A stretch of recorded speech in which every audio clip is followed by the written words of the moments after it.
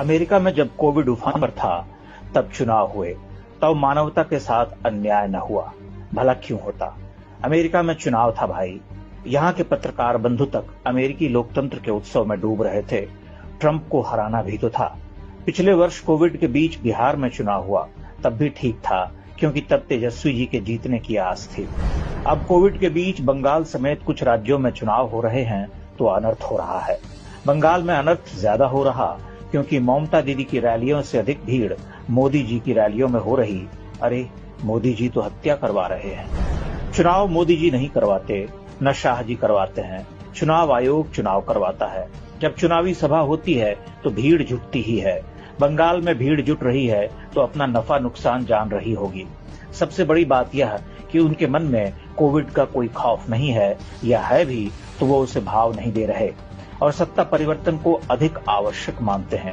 क्यों मानते हैं, ये बंगाल की जनता बताएगी, मोदी जी नहीं बताएंगे। मोदी जी ने घर घर जाकर 500 रुपए के नोट नहीं बांटे कि लोग हगुआ कर आ रहे हैं, और आ रहे हैं तो उन्हें घर बैठने को नहीं कहा जा सकता।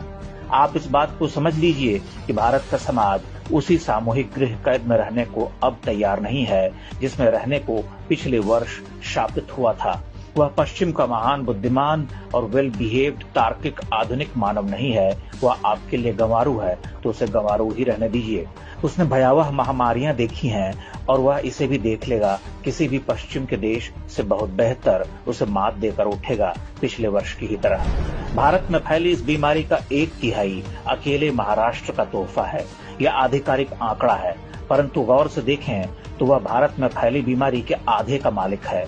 महाराष्ट्र में न सिर्फ सबसे अधिक मरीज रहे हैं, बल्कि उसने दूसरे राज्यों को भी ये बीमारी खूब बांटी है। कर्नाटक, मध्य प्रदेश, छत्तीसगढ़, गुजरात के अलावा बिहार, यूपी तक।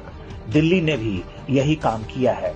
लेकिन इनसे सवाल पूछना लुटियंस पत्रकारिता का काम नहीं है। वह कभी बंगाल के चुनाव पर, कभी कुंभ पर अपनी छाती पीटता है। आप लोगों को डराने के बदले समझाते तो अच्छा रहता।